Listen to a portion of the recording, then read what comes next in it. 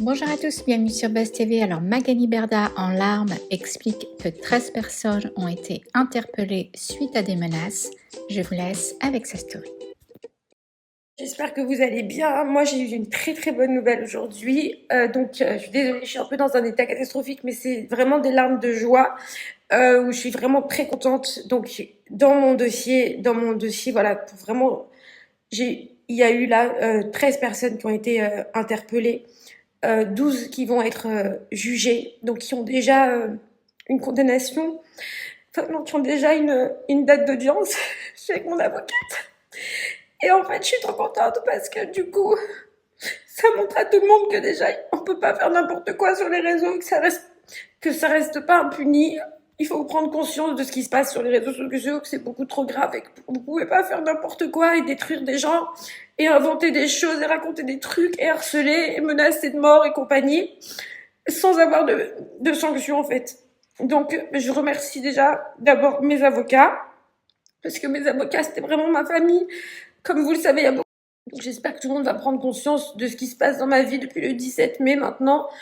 Et que, enfin, j'espère qu'il va y avoir une fin et que ça va s'arrêter et que je vais pouvoir vivre normalement, en fait. Voilà, c'est tout. Je veux juste dormir une nuit un peu tranquille.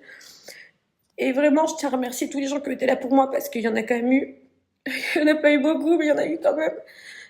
Donc vraiment, merci beaucoup. Maintenant, voilà. Beaucoup de gens qui malheureusement n'ont pas été vraiment très présents pour moi. Et j'espère que maintenant, ces gens-là vont prendre conscience de la gravité de la situation.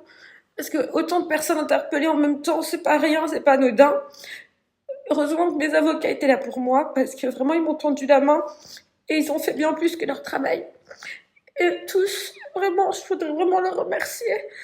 Et aussi la police, parce que je sais que ça a dû être un travail incroyable. Et vraiment, merci beaucoup à la police d'avoir d'avoir fait ça. Et j'espère que maintenant, tout le monde va comprendre que c'est trop et qu'il faut arrêter, en fait. Voilà, on peut pas détruire des vies, on peut pas mettre en danger des gens constamment comme ça. On peut pas avoir des choses, des menaces de mort, des trucs antisémites, des trucs horribles, en fait, des appels au viol, des trucs horribles. On peut pas, en fait, c'est pas possible. Donc, j'espère que pour tous les gens qui se font harceler sur les réseaux, vraiment, qui vivent des choses comme ça, eh ben, sachez qu'il faut aller déposer plainte, il y a une justice. Franchement, c'est une souffrance tous les jours, c'est une vraie torture. Mais il y a une justice quand même. Et franchement, voilà, je suis vraiment très heureuse parce que, parce que c'était dur à supporter tous les jours. Les gens se rendent pas compte. Vraiment, ils se rendent vraiment pas compte. Ils se rendent vraiment pas compte de l'impact que ça a. Et vraiment, si vous êtes cyberharcelé, si vous vivez des choses comme ça terribles, ne vous laissez pas faire, allez déposer plainte parce qu'il y a que comme ça qu'en fait les choses bougeront sur les réseaux.